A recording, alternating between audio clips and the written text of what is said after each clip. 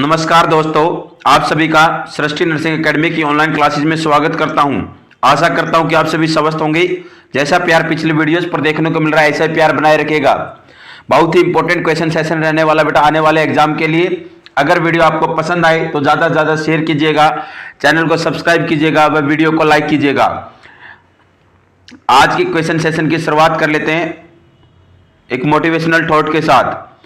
अगर मेहनत आदत बन जाए, इरादा पक्का और मंजिल जिद्दी बन जाए तो कामयाबी अपने आप चलकर आएगी। कितनी अच्छी बात बोली बेटा स्वामी विवेकानंद जी ने।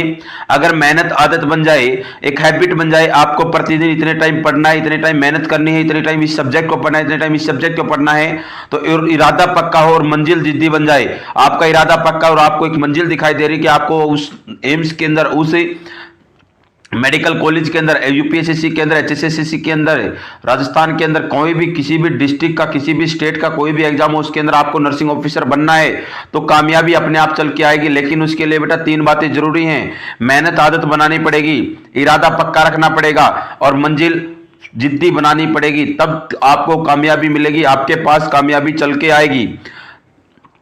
आज की क्लास का सबसे पहला क्वेश्चन है, which is the highest priority in post ECT care. Question पूछा गया है, which is the highest priority in ECT care. ECT care के अंदर बेटा पोस्ट ईसीटी के अंदर कौन सी हाईएस्ट प्रायोरिटी देनी है, कौन सी बात को सबसे ज्यादा प्रायोरिटी देके चलनी है। ऑप्शन फर्स्ट है sir observe for confusion, confusion के लिए ऑब्जर्व करना है। ऑप्शन सेकंड है monitor respiratory status, respiratory status के लिए मॉनिटर करना है। ऑप्शन थ्री है रीओरिएंट द क्लाइंट, क्लाइंट को रीओरिएंट करना है। ऑप्शन फोर्थ है बेटा document the client response to the treatment, है डॉक्यूमेंट करना क्लाइंट का रिस्पॉन्स ट्रीटमेंट के प्रति क्या है। तो कौन सी प्रायोरिटी को मोस्ट कॉमन अपन क्या करेंगे, हाईएस्ट प्रायोरिटी देके चलेंगे। देखिएगा ईसीटी, अगर मैं बात करूं तो बेटा ईसीटी क्या होता है सर, इलेक्ट्रो कन्वर्जन थेरेपी होता है। इसी को शॉक थेरेपी, इसी को सोमेटिक थेरेपी, इसी को फिजिकल थेरेपी के नाम से जाना जाता है। इसको 1938 में 1938 में बीनी एंड सर्लिटी ने दिया बेटा। इसके अंदर बेटा ग्रैंड माल सीजर्स को प्रोड्यूस किया जाता है, क्या करके, अप्लाई करके इलेक्ट्रोड्स को, कहां पर, टेम्पोरल रीजन के ऊपर। अगर मैं इंडिकेशन की बात करूं चलो बेटा कौन कौन से केसेज होंगे जिसके अंदर दे सकते हैं, बीपीएडी के अंदर दे सकते हैं। नेक्स्ट वन बेटा सीवियर डिप्रेशन के अंदर दे सकते हैं सर, सुसाइडल आइडियाज के अंदर दे सकते हैं, पैरानोइड सिजोफ्रेनिया के अंदर दे सकते हैं, कैटाटोनिक सिजोफ्रेनिया और कैटाटोनिक के अंदर भी, स्टूपर के अंदर दे सकते हैं। अगर मैं बात करूं चलो बेटा कौन सी कंडीशन होगी, एब्सोल्यूट कॉन्ट्राइंडिकेशन, एब्सोल्यूट जिसके अंदर देना ही देना नहीं है। पेसमेकर अप्लाई हो रखे हैं बेटा, इंक्रीज हो रखा है आईओपी, इंक्रीज हो रखा है आईसीपी, हीमोफिलिक डिजीज कंडीशन है, ब्लीडिंग डिसऑर्डर, इनके अंदर तो बिल्कुल ही बिल्कुल अवॉइड करके चलना है। कॉन्ट्राइंडिकेशन के अंदर बेटा रिलेटिव के अंदर सर दे भी सकते और नहीं भी दे सकते, जैसे कि सर ओल्ड एज पर्सन के अंदर, फ्रैक्चर पेशेंट के अंदर, हाइपरटेंशन के अंदर, प्रेगनेंसी के अंदर, एमआई के अंदर, ये कुछ ऐसे केसेज होते हैं जिसके अंदर अपन ईसीटी दे भी सकते हैं और नहीं भी दे सकते। नेक्स्ट बेटा ईसीटी के करंट की मैं बात करूं, चलो सभी को पता होगा, बहुत बार एग्जाम के अंदर क्वेश्चन पूछा गया, 70 से 130 वोल्ट और 200 से 1600 मिली एम्पेयर होता है। नेक्स्ट वन बेटा अगर मैं बात करके चलूं टाइम ड्यूरेशन कितना होता है सर, टाइम ड्यूरेशन होगा 0.6 to 1 सेकेंड, इसको बढ़ा सकते हैं 1.2 सेकेंड तक अगर सिक्रेशन ज्यादा थिक है। मेथड कितने होंगे बेटा, दो मेथड होंगे सर, एक तो according to the placement of electrodes, एक अकॉर्डिंग टू द टेक्निक और मेथड। प्लेसमेंट ऑफ इलेक्ट्रोड के अंदर बेटा यूनिलेटरल आएगा, बाइलेटरल आएगा, मोस्ट कॉमन यूज होता है क्लिनिकल प्रैक्टिस के अंदर बाइलेटरल, और मोस्ट ज्यादा इफेक्टिव भी होता है और कंफ्यूजन में भी लाता है। नेक्स्ट वन बेटा मेथड ऑफ टेक्निक के अनुसार बेटा दो प्रकार से होगा, एक डायरेक्ट ईसीटी होती है, एक इनडायरेक्ट ईसीटी होती है। डायरेक्ट ईसीटी के अंदर केवल एट्रोपिन सल्फेट का यूज किया जाता है, और इनडायरेक्ट के अंदर बेटा एट्रोपिन सल्फेट के साथ साथ एनेस्थेटिक एजेंट का यूज किया जाएगा और मसल रिलैक्सेंट का यूज किया जाएगा। नेक्स्ट वन बेटा अगर मैं बात करके चलूं साइट कौन सी होगी प्लेसमेंट ऑफ इलेक्ट्रोड्स की, draw a imaginary line between the outer canthus of I two year trigger and select A mid point and 1 to 1.5 inch above the mid point, apply electrode से। Next one बेटा procedure pre ECT में बोल सकता हूं क्या क्या करनी है। सबसे पहले तो बेटा कंसेंट लेने हैं, माइनर एज हो तो बेटा पेशेंट के रिलेटिव से लेने हैं, अगर मेजर है तो बेटा पेशेंट से ले सकते हैं। सेकंड वन सर एनपीओ रखना है, 4 to 6 आवर रखना है। नेक्स्ट वन बेटा उसको बेटा क्या करना है, वॉश करना, उसके हेयर्स को ड्राई करना और उसको टाई अप कर देना है। इंस्ट्रक्ट करना क्लाइंट को इम्पेटी करने के लिए ब्लेडर को, पेशेंट के हर रिपोर्ट्स को चेक करना, वियर करने उसको बेटा लूज क्लॉथ से। नेक्स्ट वन सर ये तो सारी की सारी बातें प्री ऑपरेटिव के अंदर। ड्यूरिंग ईसीटी के अंदर मैं बात करूं चलो बेटा क्या करना है, सुपाइन पोजीशन देनी, सुपाइन पोजीशन के साथ साथ लंबो सेक्रल जो एरिया होगा वहां पर पिल्लो को अप्लाई करना ताकि बेटा फ्रैक्चर से बचाया जा सके। नेक्स्ट ऑटोथेरेपी प्रोवाइड करनी है, इंटेंसिटी को चेक करके चलना है। और क्या करना है सर, अपने को रिस्टेंट करना बोथ फीमर को। पोस्ट के अंदर सर क्या होगा, पोस्ट के अंदर हमेशा याद रखेगा बेटा, पोस्ट के अंदर अपने को देखने को मिलेगा, हमेशा याद रखिएगा सर, सबसे पहले रीओरिएंट करना है, एम्बुलेट करना पेशेंट को, रिस्टेंट को ओपन कर देना है, 1 सिप ऑफ वाटर पिलाना, अगर वोमिटिंग आ रही है तो बंद करना, अगर नहीं है तो कॉफी और टी दे सकते हैं। नेक्स्ट वन कॉम्प्लिकेशन क्या हो सकती है, रेट्रोग्रेड एमनेसिया हो सकता है, कॉन्फ्यूजन हो सकता है, फ्रैक्चर हो सकता है, ब्रेडिकार्डिया हो सकता है। लेकिन सर अगर मैं बात कर चलूँ प्रायोरिटी वाइज क्या देकर चलनी है अपन ने बेटा, इनडायरेक्ट ईसीटी, मॉडिफाइड ईसीटी के अंदर अपन ने यूज किया है सुक्कोल को। सुक्कोल क्या होता है सर, सुसिनाइल कोलिन, और सुसिनाइल कोलिन होता है मसल रिलैक्सेंट है। मसल्स को रिलैक्स किया और मसल्स रिलैक्स हुई बेटा, रेस्पिरेटरी की मसल भी क्या हो गई, रिलैक्स हो गई। तो रेस्पिरेशन को चेक करके फर्स्ट प्रायोरिटी बनेगी, रेस्पिरेटरी स्टेटस को चेक करना है, तो ऑप्शन नंबर सेकंड राइट जाएगा। रेस्पिरेटरी स्टेटस को क्या करके चलना है, मॉनिटर करके चलना है, सबसे पहली बात जाएगी बेटा। नेक्स्ट क्वेश्चन जरूर करते हैं, नेक्स्ट क्वेश्चन रहने वाला है, the client has recently return from having a thyroidectomy. एक क्लाइंट आया बेटा, एक क्लाइंट को बेटा क्या हुआ है, thyroidectomy. The nurse should keep which of the following at bed side, कौन से ऑब्जेक्ट को बेड साइड रखेगी, a padded tongue blade, a tracheostomy set, an airway, a tracheostomy tube. देखिएगा एक क्लाइंट को बेटा, क्लाइंट को थायराइडेक्टोमी परफॉर्म की गई है और वो कहां पर आया है, अभी अभी रिटर्न हुआ है, वार्ड के अंदर आया है। तो नर्स किस बात का ध्यान रखेगी, किस चीज को अपनी बेड साइड के ऊपर रखेगी। सबसे पहले सर ट्रैकियोस्टोमी फटाफट देख लेते हैं। ट्रैकियोस्टोमी क्या होगा, एक आर्टिफिशियल ओपनिंग क्रिएट की जाती है बेटा ट्रैकिया के अंदर। सर क्यों की जाती है, मेंटेन करने के लिए airway for long time, more than 21 days, 21 दिन से ज्यादा के लिए एयरवे को मेंटेन रखना है तो बेटा ट्रैकियोस्टोमी परफॉर्म करेंगे। अगर 14 दिन तक एयरवे को मेंटेन रखना है तो ईटी ट्यूब डाल सकते हैं। सर इंडिकेशन कौन कौन से क्लाइंट के अंदर डाल सकते हैं बेटा, लैरिंजाइटिस के अंदर कर सकते हैं, अपर एयरवे ऑब्स्ट्रक्शन के अंदर कर सकते हैं, लैरिंजियल एडिमा के अंदर कर सकते हैं, फेशियल बर्न के अंदर कर सकते हैं, इन सभी के अंदर कर सकते हैं। रेस्पिरेटरी डिस्ट्रेस के अंदर अपन ट्रैकियोस्टोमी परफॉर्म करेंगे। नेक्स्ट वन बेटा कॉन्ट्राइंडिकेशन, सर हमेशा याद रखिएगा 1 साल से कम के बच्चे के अंदर कभी भी ट्रैकियोस्टोमी परफॉर्म नहीं करनी। 3 प्रकार से कर सकते हैं sir, according to the placement, according to the placement sir, according to the situation sir, और अकॉर्डिंग टू द आर्टिकल्स। मैं बात करके चलो बेटा, सबसे पहले अकॉर्डिंग टू द प्लेसमेंट की अगर मैं बात करूँ, चलो अकॉर्डिंग टू द प्लेसमेंट के अंदर क्या होगा बेटा, एक तो अपर होगी, एक लोअर होगी। अपर के अंदर सर क्या आएगा, या पर मैं बोलूँ या हाई और लो। हाई के अंदर सर क्या आएगा, जो अपना इंसिजन लगाएंगे सेकंड और third tracheal ring just above the level of isthmus से, इसके अंदर थर्ड और फोर्थ के अंदर लगा के चलेंगे। नेक्स्ट वन बेटा अगर मैं बात करूं प्लेसमेंट के बाद बेटा सिचुएशन के अंदर मैं बात कर चलूं, सिचुएशन के अंदर एक तो अपनी आ सकती है इमरजेंट आ सकती है बेटा, और एक आ सकता है प्लान्ड, जिसके अंदर जैसे कि पेशेंट अपने पास रूटीन केयर में आ रहा है, डायग्नोसिस हो रहा है, ट्रीटमेंट हो रहा है, उसको अभी सर्जरी होनी, थायराइडेक्टोमी होनी है, तो बेटा उसके अंदर अपन सेकंड टू थर्ड के अंदर लगा के चलेंगे, और बेटा 3rd to 4 अपन इमरजेंसी के अंदर लगा के चलेंगे। मोस्ट कॉमन अपन 3 to 4 को ही माना जाएगा। नेक्स्ट वन अगर मैं बात करूं चलो बेटा थर्ड वन है according to duration, according to duration sir, duration के अंदर बेटा 2 प्रकार की आएंगी, ट्रैकियोस्टोमी सेट चाहिए, और ट्रैकियोस्टोमी सेट का साइज होता है 5 से 9.5 mm। 2 प्रकार की होंगी, एक तो पीवीसी होती है, एक मेटल वाली होती है। पीवीसी बेटा अनकफ्ड भी होती है और कफ्ड भी होती है, इसको टेम्परेरी यूज के लिए किया जाता है। जो मेटल वाली होगी इसको परमानेंट यूज के लिए किया जाएगा। जो मेटल वाली होती है इसका एक आउटर पार्ट होता है जो कि फिक्स होता है ट्रैकिया के अंदर, इसको मूव नहीं कर सकते। एक इनर कैनुला होता है, इनर कैनुला को बेटा मूव कर सकते हैं और फिक्स करते हैं इसको आउटर कैनुला के अंदर।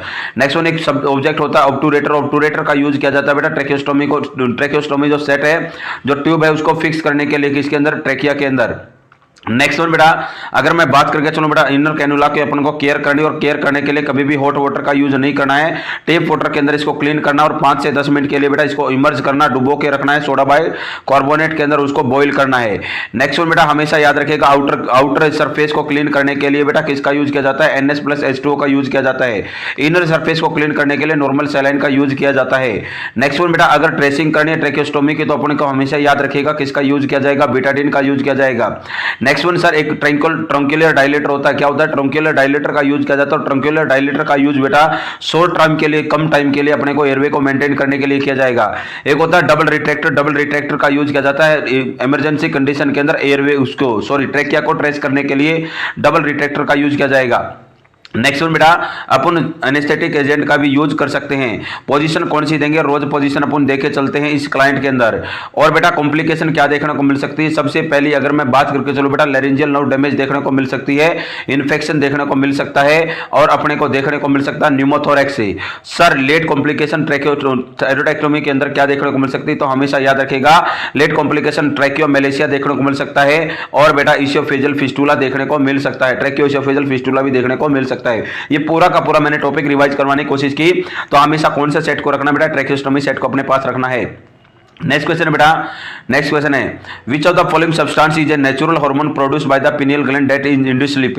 देखिएगा बेटा कौन सा सब्सटेंस होगा जो कि नेचुरली हार्मोन होता है, प्रोड्यूस किया जाता है पिनियल ग्लैंड के द्वारा, जो कि स्लीप को इंड्यूस करने में सहायक होता है।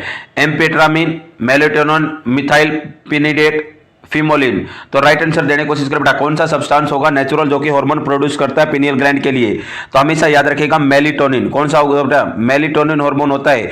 एक तो सर ये स्लीप को प्रोड्यूस करने के लिए सहायक होता है, सेकंड वन है स्किन के कलर के पिगमेंटेशन के लिए भी रिस्पॉन्सिबल होता है मेलेटोनिन। अगर मैं बात करूं चलो मेलेटोनिन, मेलिनोसाइट स्टिमुलेटिंग हार्मोन मेलेनिन आएगा, क्या आएगा बेटा, मेलेनिन। नेक्स्ट वन बात करके चलो बेटा, नेक्स्ट क्वेश्चन है suitable position for rectal examination is. Rectal examination के लिए अगर रेक्टल एग्जामिनेशन करना है तो सुटेबल पोजीशन कौन सी होगी, prone position, Sims position, lithotomy position या लेटरल पोजीशन। राइट आंसर दीजिएगा बेटा, कौन सी पोजीशन देके चलेंगे। अगर सुटेबल पोजीशन है रेक्टल एग्जामिनेशन परफॉर्म करना तो सबसे suitable position prone position, Sims position, lithotomy position या लेटरल पोजीशन। अरे सर अगर ऑप्शन के अंदर लेफ्ट लेटरल होता तो अपन लेफ्ट लेटरल की तरफ भी जा सकते थे, लेकिन ऑप्शन के अंदर सिम्स पोजीशन, और सिम्स पोजीशन क्या होता है बेटा, लेफ्ट लेटरल में लिटाना है पेशेंट को, और जो राइट लेग होगी राइट लेग को फ्लेक्स करना है। और सिम्स पोजीशन का मोस्ट कॉमन यूज किया जाता है एनीमा को एडमिनिस्टर करने के लिए। किसको बेटा, एनीमा को एडमिनिस्टर करने के लिए। सर प्रोन पोजीशन का यूज किया जाता है बेटा अगर मैं बात करूं चलो बैक की सर्जरी हो रखी है, या कोई भी अगर मैं बात करूं चलो हिप पे और मस्कुलोस्केलेटल का एग्जामिनेशन करना है, किडनी के अंदर बायोप्सी वगैरह करनी है। और बेटा आप लोगों ने देखा होगा कोरोना के टाइम पर मोस्ट कॉमन प्रोन पोजीशन का यूज किया जाता था और पिल्लो को अप्लाई किया जाता था, और ये हेल्प करता था बेटा क्या करने में, इंक्रीज करने में रेस्पिरेशन रेट को। नेक्स्ट बेटा लिथोटोमी पोजीशन, जितने भी गायनेकोलॉजिकल प्रोसीजर होंगे, डीएनसी, डीएनई, वेजाइनल डिलीवरी वगैरह होगी, वेजाइनल हिस्टेक्टोमी वगैरह होगी, सभी के अंदर लिथोटोमी पोजीशन देते हैं। लेटरल पोजीशन का बेटा बहुत कॉमन यूज किया जाता है बेटा, जैसे कि सर अगर मैं रेक्टल एग्जामिनेशन के अंदर बिल्कुल कर सकते हैं, लेकिन पहली प्रायोरिटी सिम्स एग्जामिनेशन को सिम्स लेटरल को देखे चलेंगे। नेक्स्ट बेटा सुपोजिटरीज इंसर्शन वगैरह के लिए, रेक्टल एनीमा के लिए, रेक्टल टेम्परेचर वगैरह के लिए अपन किसका, कोलोस्टोमी इरिगेशन के लिए किसकी यूज करते हैं, कौन सी पोजीशन, लेफ्ट लेटरल का यूज करते हैं। राइट लेटरल के अंदर अपन यूज करके चलते हैं बेटा अगर मैं बात करके चलूं सर अपेंडिसाइटिस के क्लाइंट के अंदर, हेमरोडेक्टोमी के अंदर कर सकते हैं सर किसका, राइट लेटरल का। एमपीटी करने के लिए अर्ली स्टमक कौन सी पोजीशन देंगे, राइट लेटरल पोजीशन देके चलते हैं। नेक्स्ट क्वेश्चन रुक करते हैं बेटा, narcolepsy can be best explain as. एक नार्कोलेप्सी टर्म है, नार्कोलेप्सी वो कैसे एक्सप्लेन होगी, stopping breathing for short period of time during sleeping. Sleeping करते टाइम कुछ टाइम के लिए ब्रीथिंग क्या होगी, स्टॉप होगी।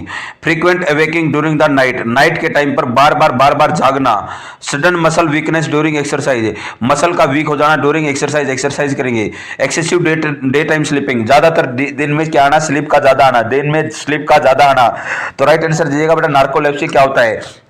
देखिएगा एक होता है insomnia, excessive sleep in day time, sorry insomnia क्या होगा बेटा, इंसोमेनिया होता है लेक ऑफ स्लीप पे। एक होता है हाइपरसोमेनिया एक्सेसिव स्लीप पे। एक होता है सोमनाबिलिज्म वॉकिंग इन स्लीप पे। एक होता है सोमनालेंस, सोमनालोक्यू क्या होगा बेटा, टॉकिंग इन स्लीप पे। एक होता है सोमनालेंस होता है excessive sleep in day time में। एक होता है बेटा नार्कोलेप्सी होता है episodic sleep in day time में। एक होता है नार्कोप्लेक्सी होगा बेटा numbness during the time of sleep पे। एक होता है bruxism grinding the teeth during the time of sleep पे। तो बेटा अगर यहाँ पर ऑप्शन होता एक्सेसिव स्लीप या episodic sleep in day time, तो अपना excessive sleep episodic sleep in day time जाता, लेकिन ऑप्शन दिया गया एक्सेसिव डे टाइम स्लीपिंग, तो अपना राइट आंसर जाएगा option number D. Next one करते बेटा, नेक्स्ट क्वेश्चन रहने वाला आज की क्लास का, विच of the following drugs cause extra pyramidal symptoms आज साइड इफेक्ट है। कौन सी ड्रग होगी जो कि ईपीएस के साइड इफेक्ट देती है। Which of the following drugs cause extra pyramidal symptoms as side effect है। कौन सी ड्रग होगी जो कि एक्स्ट्रा पैरामिडल सिम्टम्स के साइड इफेक्ट देगी, एंटी डिप्रेसेंट देगी, एंटी एंग्जाइटी देगी, एंटी साइकोटिक देगी, मूड स्टेबलाइजर देगी। फटाफट राइट आंसर दीजिए बेटा, कौन सी ड्रग देगी, कौन सी ड्रग देगी और कौन कौन से आते हैं ईपीएस एक्स्ट्रा पैरामिडल सिम्टम के अंदर बेटा। एक तो आएगा पार्किंसनिज्म, कौन सा आएगा बेटा, पार्किंसन आएगा। एक सर एक्एथेसिया आएगा, कौन सा थेसिया आएगा, एक्एथेसिया आएगा। एक आएगा बेटा एक्यूट डिस्टोनिया आएगा। एक आएगा बेटा अगर मैं बात करके चलो बेटा त्रिदेव डिस्काइनेसिया आएगा। एक आएगा बेटा फिफ्थ वन, अगर मैं बात करें तो न्यूरोलेप्टिक मैलिग्नेंट सिंड्रोम आएगा। टोटल ईपीएस के अंदर 5 देखने को मिलते हैं। सबसे पहले पार्किंसन के अंदर बेटा पार्किंसन, सूडो पार्किंसन बोला जाएगा।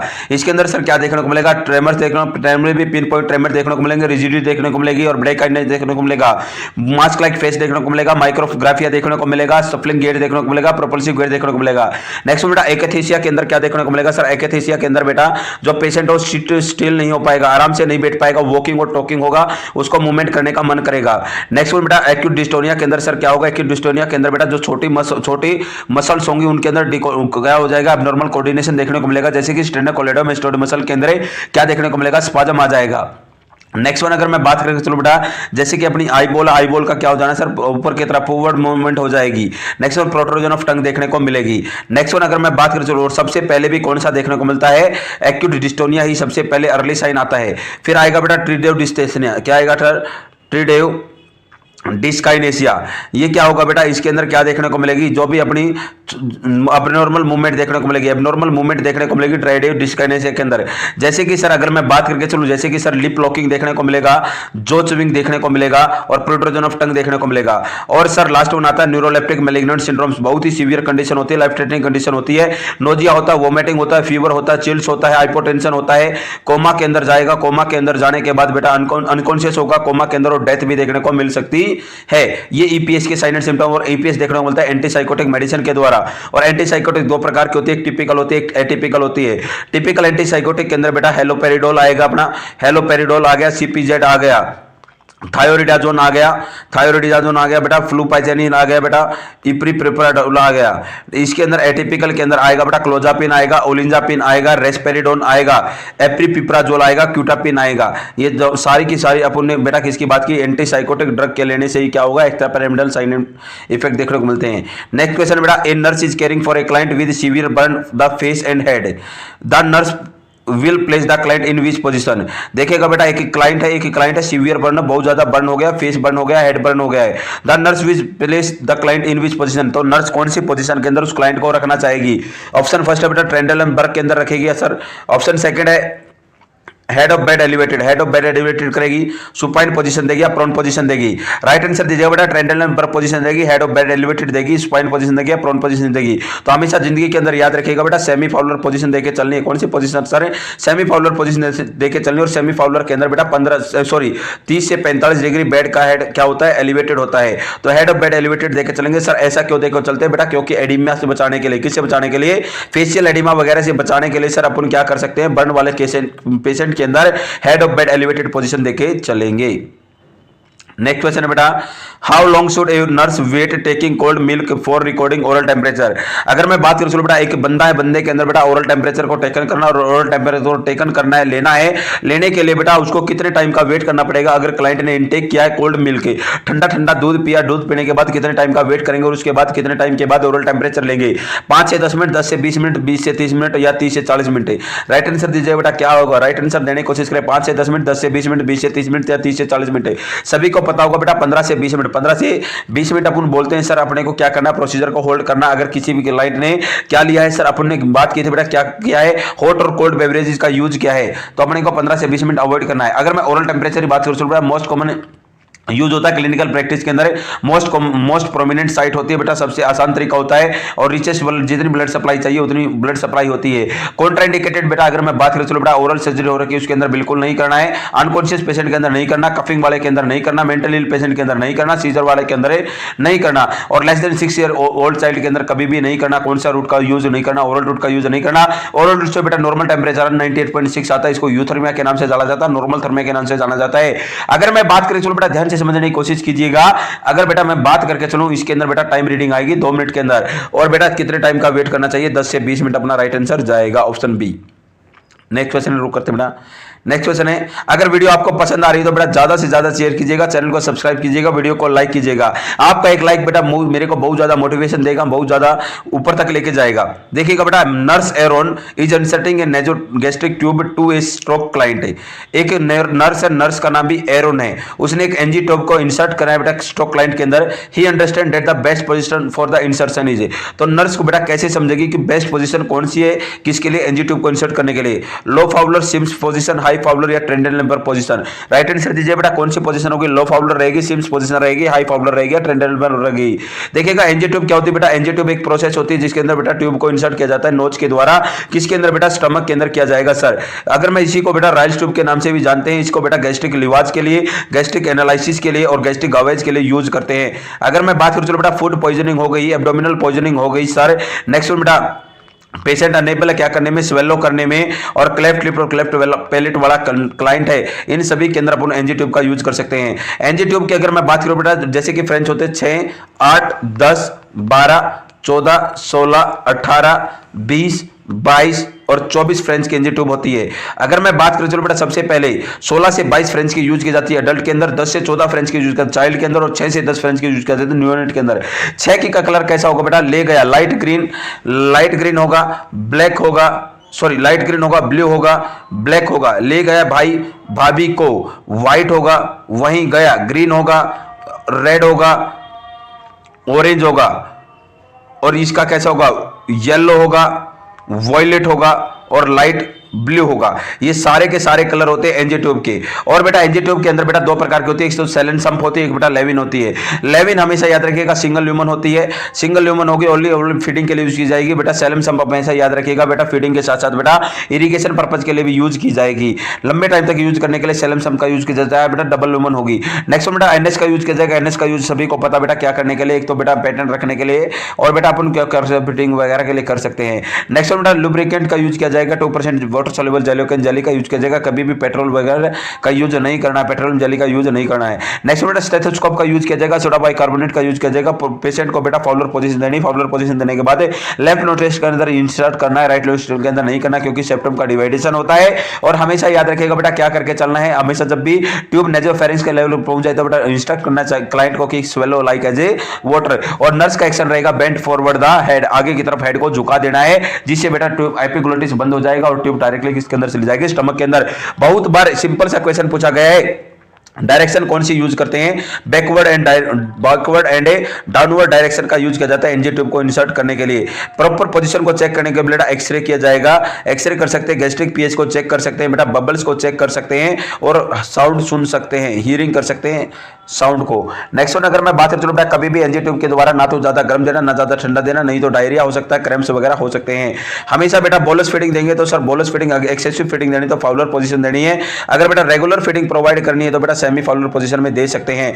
कभी भी अगर एनजी ट्यूब के द्वारा कोई भी मेडिसिन देनी तो सबसे पहले उसको क्रश करना, और क्रश करने के बाद बेटा उसको वाटर के अंदर मिक्स करना, और वाटर के अंदर मिक्स करने के बाद उसको प्रोवाइड करवाना है। और 30 से 60 मिनट तक नेक्स्ट फीडिंग को होल्ड करना, क्योंकि 30 से 60 मिनट मेडिसिन क्या करेगी बेटा, टाइम लेगी एब्जॉर्ब होने में।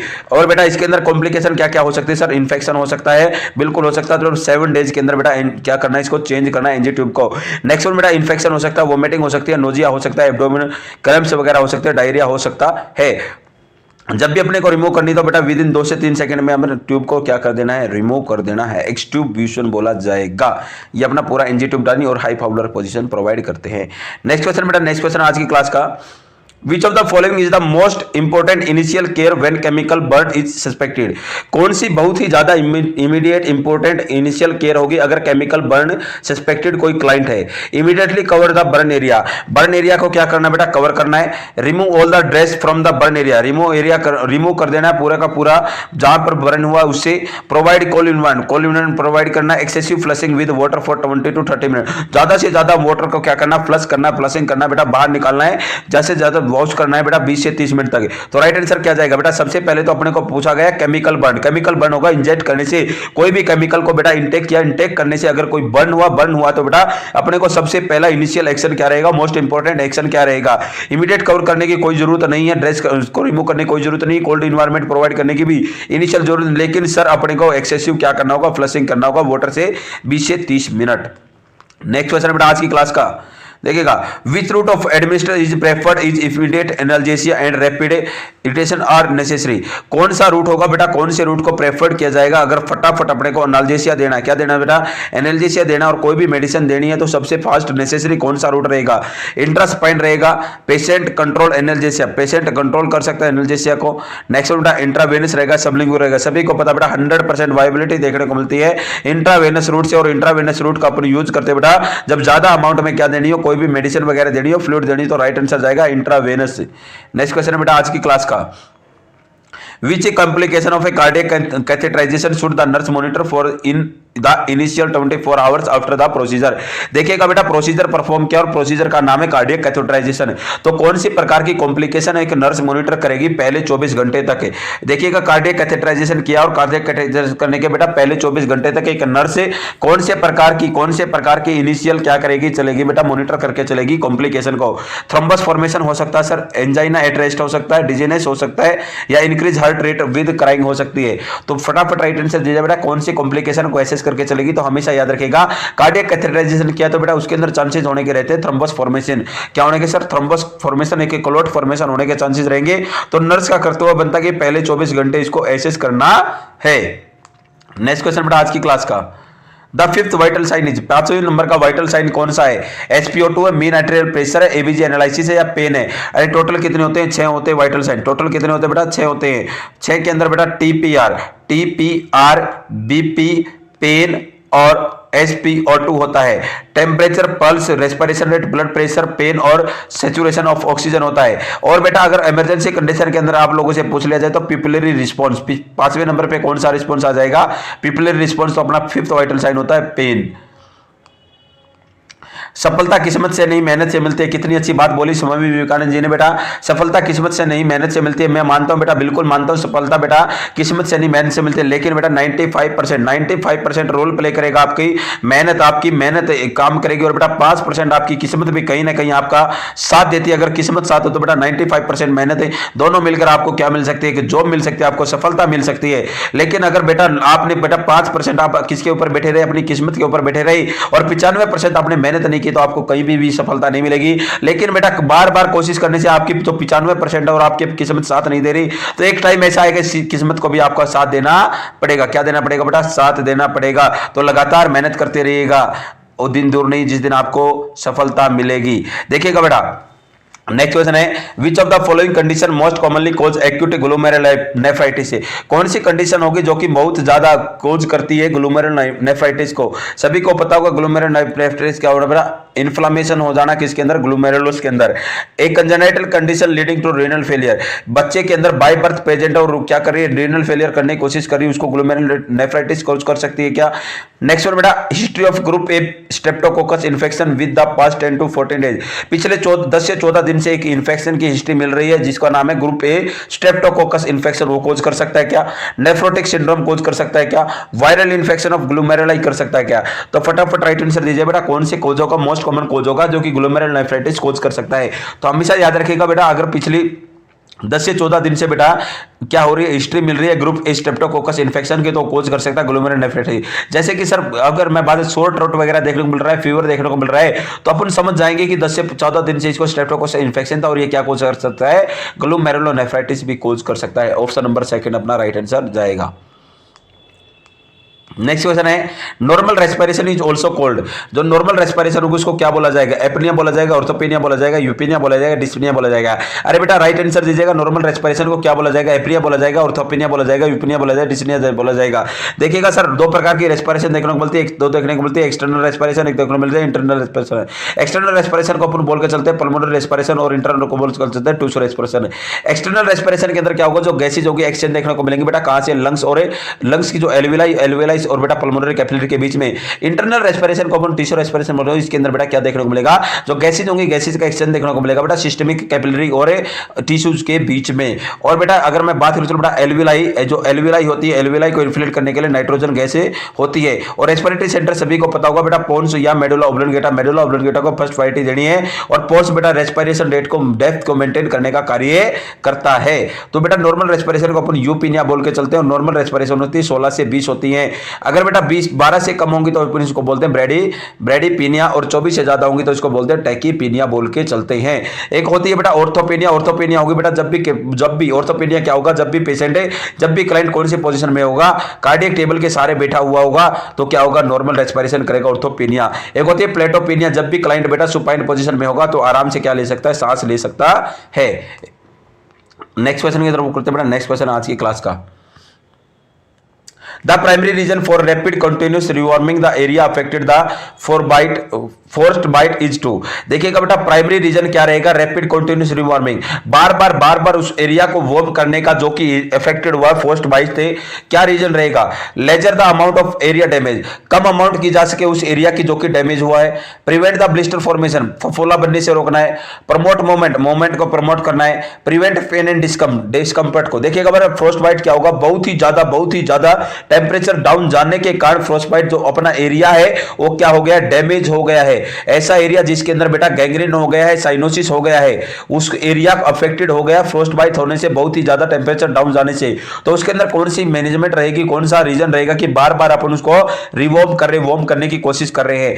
ब्लिस्टर से फॉर्मेशन से बचाने के लिए, प्रमोट करने के लिए मूवमेंट को, प्रिवेंट करने के लिए पेन डिस्कम्फर्ट को, और lessen the amount of area damage. तो बिल्कुल राइट रहेगा ऑप्शन नंबर फर्स्ट, कम से कम एरिया डैमेज हो, इससे बचाने के लिए अपन क्या करते हैं, उसको बार बार रिवॉर्मिंग कर रहे हैं।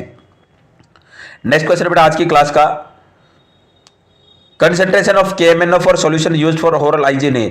ओरल हाइजीन के लिए बेटा KMnO फॉर सॉल्यूशन का यूज किया जाता है, तो उसकी कंसेंट्रेशन कितनी रहेगी, 1:1000 रहेगी, 1:500 रहेगी, 1:5000 रहेगी, या 1:100 रहेगी।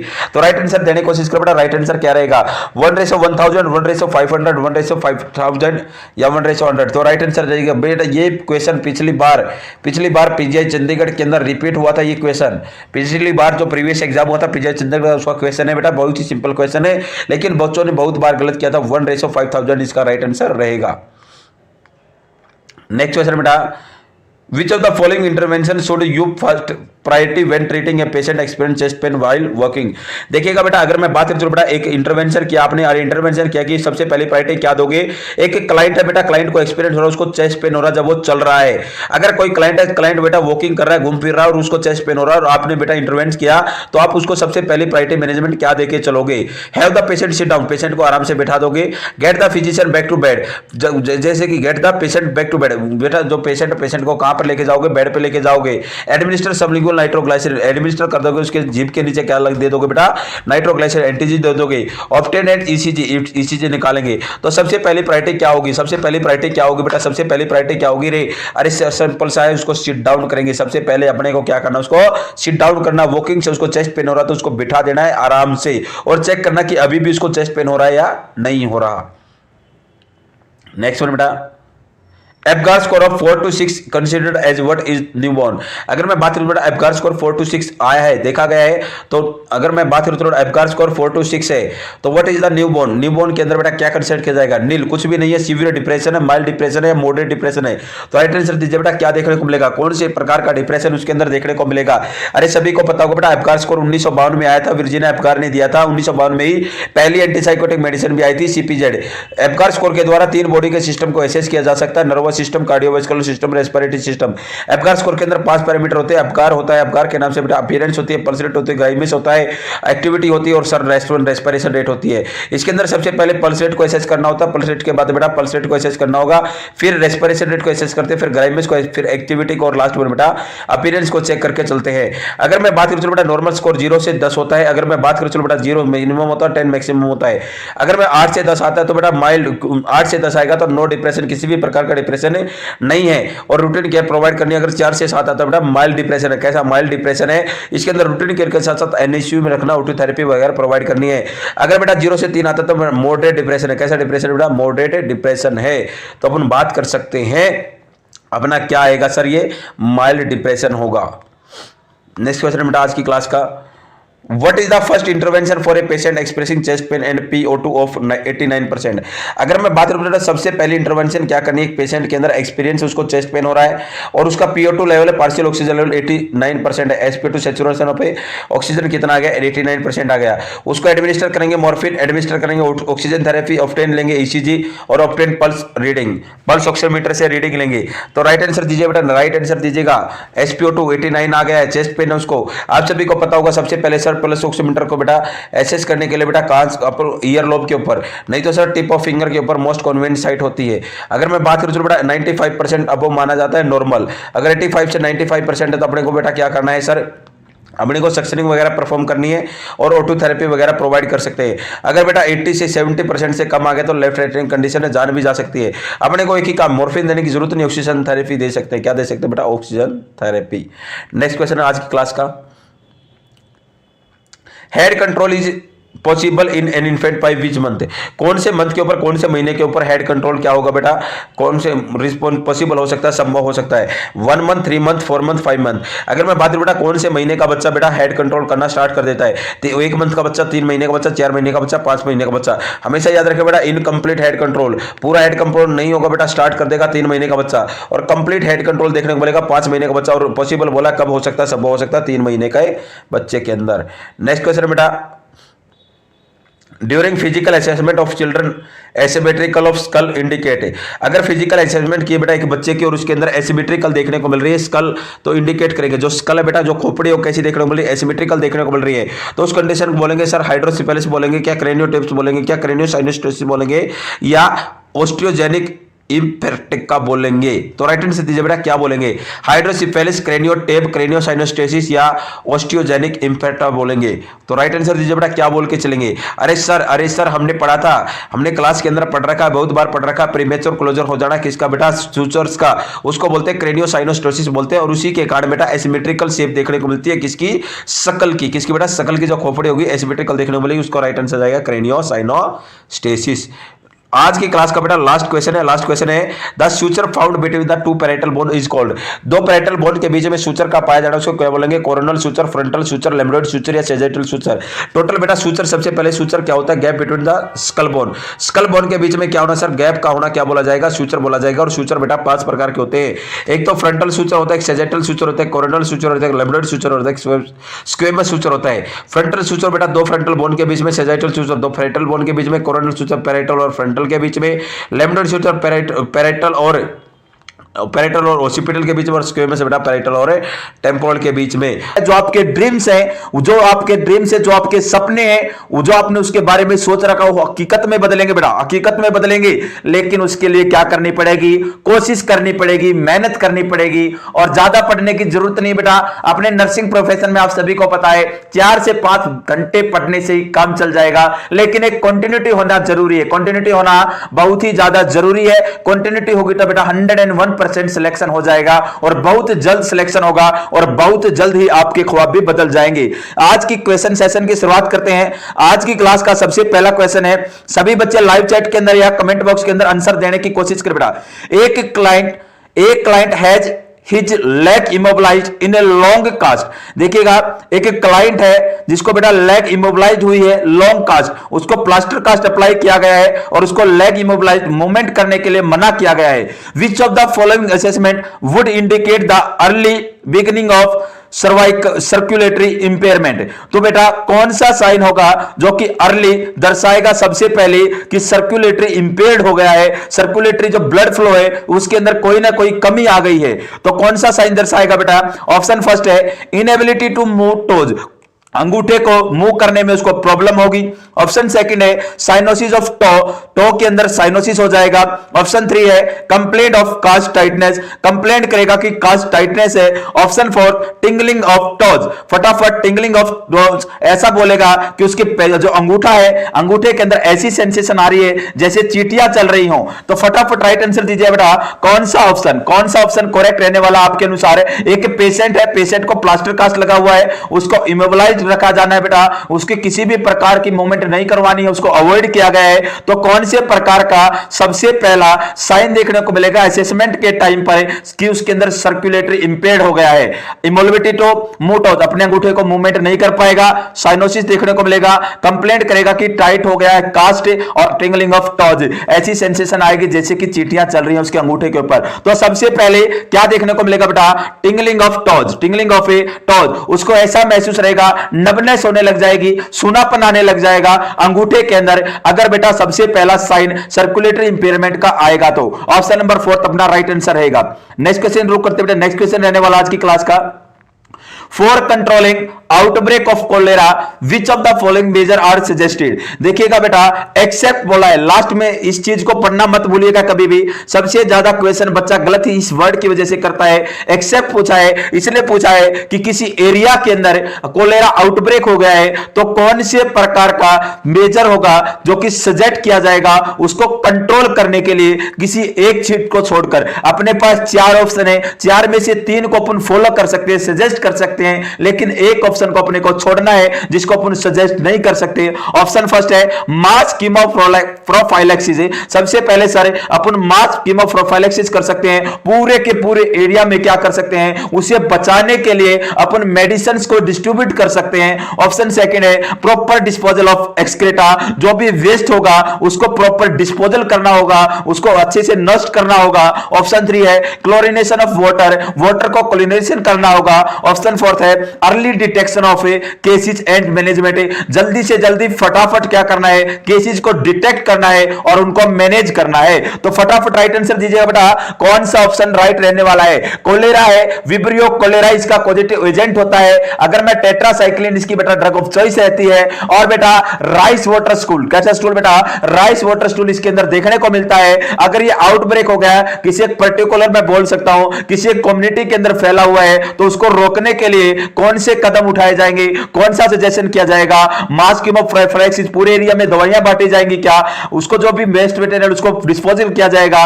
वाटर को क्लोरिनेशन किया जाएगा या अर्ली डिटेक्शन किया जाएगा, केस एंड मैनेजमेंट। कौन सी बात गलत होगी, तो हमेशा याद रखेगा मास कीमोप्रोफाइलैक्सिस को इतना ज्यादा सजेस्ट नहीं करेंगे, क्योंकि बेटा पूरे के पूरे एरिया के अंदर क्या पता कितना बड़ा एरिया है, उसके अंदर दवाई बांटना पॉसिबल नहीं है और कंडीशन को रोकना ठीक नहीं होगा, संभव नहीं होगा। अपन क्या कर सकते हैं, वाटर को क्लोरिनेशन करके भी रोक सकते हैं, सारे जो भी वेस्ट होगा वेस्ट को डिस्पोजल करके रोक सकते हैं, और सारे अर्ली जल्दी से जल्दी डिटेक्ट करेंगे, उसको मैनेज करने की कोशिश करेंगे। इन सभी तीनों बातों से कंट्रोल हो सकता है कोलेरा। नेक्स्ट क्वेश्चन रुक करते हैं, नेक्स्ट क्वेश्चन आने वाला है the characteristics of a faeces of an enteric fever is. कौन सा साइन एंड सिम्टम, कौन सी कैरेक्टरिस्टिक देखने को मिलेगी एंट्रिक फीवर के अंदर, किस टाइप का फीसिस जो स्टूल देखने को मिलेगा। ऑप्शन फर्स्ट है rice water diarrhoea, option second है पी सूप डायरिया, ऑप्शन 3 है constipation hard bulky stool, option 4 है stained with blood, stained with blood. तो राइट आंसर दीजिएगा बेटा enteric fever. Enteric fever typhoid, typhoid को ही स्टेप लीडर फीवर भी बोला जाता है, इंटेस्टाइनल फीवर भी बोला जाता है। और बेटा अगर मैं बात करूं इसका पॉजिटिव ऑर्गेनिज्म क्या होगा, इसका पॉजिटिव ऑर्गेनिज्म होता है बेटा सैल्मोनेला टाइफी। क्या होता है बेटा, सैल्मोनेला टाइफी होता है। बासु के नाम से अपन एक ट्रिक याद रखेंगे, बासु से बेटा ब्लड कल्चर करके चलते पहले 7 दिन, फिर एग्लूटिनेशन करते नेक्स्ट 14 दिन, फिर स्टूल कल्चर करते 21 दिन तक, और 28वें दिन तक बेटा यूरिन कल्चर अपन परफॉर्म कर सकते हैं। ये बासु के नाम से एक ट्रिक है। और बेटा मोस्ट कॉमन मेडिसिन यूज की जाती है सेफ्ट्रियाजोन। कौन सी मेडिसिन यूज की जाती है, सेफ्ट्रियाजोन मेडिसिन यूज की जाती है एंट्रिक फीवर के अंदर, टाइफाइड के अंदर। और इसके अंदर कैसे कैरेक्टरिस्टिक्स का फीसिस स्टूल देखने को मिलेगा, पी सूप डायरिया। कैसे देखने को मिलेगा बेटा, पी सूप डायरिया देखने को मिलेगा। अगर वीडियो आपको पसंद आ रही तो ज्यादा से ज्यादा लाइक कीजिएगा बेटा, वीडियो को लाइक जरूर कीजिएगा, शेयर जरूर कीजिएगा अपने फ्रेंड सर्कल के अंदर। नेक्स्ट क्वेश्चन अगर मैं बात करूं, नेक्स्ट क्वेश्चन आज की क्लास का, wound dehiscence primarily take place during which phase of wound healing. देखिएगा कितना अच्छा क्वेश्चन बोला गया है। वुंड डेहिसेंस है सबसे पहले कौन से वुंड हीलिंग की फेज के अंदर देखने को मिलेगा। ऑप्शन फर्स्ट है मैच्योरेशन फेज, ऑप्शन सेकंड है होमियोस्टेसिस के अंदर, ऑप्शन 3 है इंफ्लामेटरी फेज, या ऑप्शन 4 है रिकंस्ट्रक्शन फेज। देखिएगा बेटा बहुत ही प्यारा क्वेश्चन है, बहुत बार यह क्वेश्चन एग्जाम के अंदर रिपीट हो चुका है कि जो वुंड डेहिसेंस है और कौन सी वुंड हीलिंग की फेज के अंदर देखने को मिलेगा। सबसे पहले मैं 2 वर्ड बताता हूं, एक होता है एविसिरेशन। क्या होता है सारे, एविसिरेशन होता है। एविसिरेशन के अंदर क्या होगा बेटा, जो भी इंटरनल पार्ट होगा वो सूचर्स के द्वारा बाहर आ जाएगा, जहां पर अपने सूचरिंग परफॉर्म की है उसके द्वारा बाहर आ जाएगा, उसे बोलते हैं एविसिरेशन। और सर ये मोस्टली 7 से 8 दिन के बाद देखने को मिलता है, सर्जरी के बाद। सेकंड बेटा एक होता है डेहिसेंस। सर डेहिसेंस का मींस क्या होता है, डेहिसेंस का मींस होगा बेटा दोनों किनारों से सेपरेट हो जाना सूचर्स का। किसका बेटा, जो अपन ने सूचरिंग की है, सूचर सप्लाई के हैं, और दोनों किनारों से क्या हो जाएंगे, सेपरेट हो जाएंगे, उसे बोलते हैं डेहिसेंस। और ये वुंड हीलिंग की कौन सी फेज के अंदर देखने को मिलेगा, maturation phase, homeostasis phase, inflammatory phase या रिकंस्ट्रक्टिव फेज। तो हमेशा याद रखिएगा रिकंस्ट्रक्टिव फेज के अंदर देखने को मिलता है। ऑप्शन नंबर 4 अपना राइट आंसर जाएगा। नेक्स्ट क्वेश्चन बेटा आज की क्लास का, नेक्स्ट करके रुक करते हैं। Pressure by the upper end of a crutch may cause injury to the. देखिएगा बेटा कितना अच्छा क्वेश्चन पूछा है, कर्च वॉकिंग का क्वेश्चन है। अगर अपन ने प्रेशर डाला अपर एंड ऑफ ए कर्च, जो अपर एंड होगा कर्च का, उसका प्रेशर डाला कहां पर, एक्जिला के अंदर, तो उसके कारण क्या देखने को मिल सकता है, एक्सिलरी नर्व इंजरी देखने को मिल सकती है, लॉन्ग थोरेसिक नर्व इंजरी देखने को मिल सकती है, मीडियल नर्व इंजरी देखने को मिल सकती है, या अल्नर नर्व इंजरी देखने को मिल सकती है। तो राइट आंसर दीजिएगा। मैं फटाफट एक बार बेटा कर्च वॉकिंग आप लोगों के सामने डिस्कस करना चाहूंगा। सर कर्च वॉकिंग क्या होता है? कर्च वॉकिंग बेटा जो होता है manner of walking with the help of crutch, बैसाखी के सहारे चलना। इसकी हाइट कितनी होगी बेटा? Total height of client minus 16 inch. जितनी भी क्लाइंट की हाइट होगी उससे 16 इंच माइनस करना है और उतनी हाइट होगी कर्च की। नेक्स्ट वन बेटा, कर्च को हमेशा एक्जिला से 2 से 3 फिंगर नीचे अप्लाई करना चाहिए। नेक्स्ट वन बेटा, दोनों लेग्स के बीच, लेग्स और कर्च के बीच में 6 इंच का डिस्टेंस होना चाहिए और एक बार में जब स्टेप रखेगा तो 6 से 10 इंच का रखना चाहिए और हमेशा सेफ्टी प्रोवाइड करेंगे,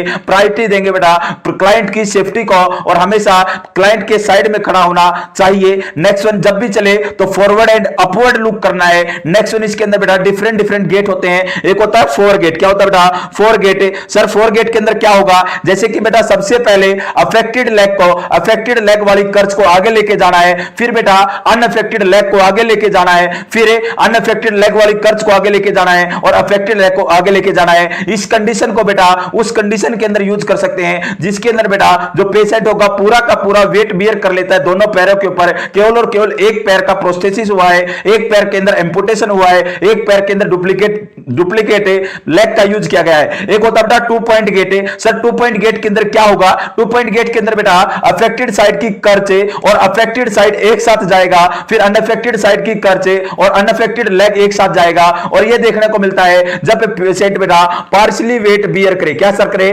पार्शियली वेट बियर करे, पूरी तरीके से वेट बियर ना कर पाए, उसी कंडीशन के अंदर ऐसा देखने को मिलता है। दोनों लेग का प्रोस्थेसिस देखने को मिल सकता है। नेक्स्ट वन एक होता है 3 point gate.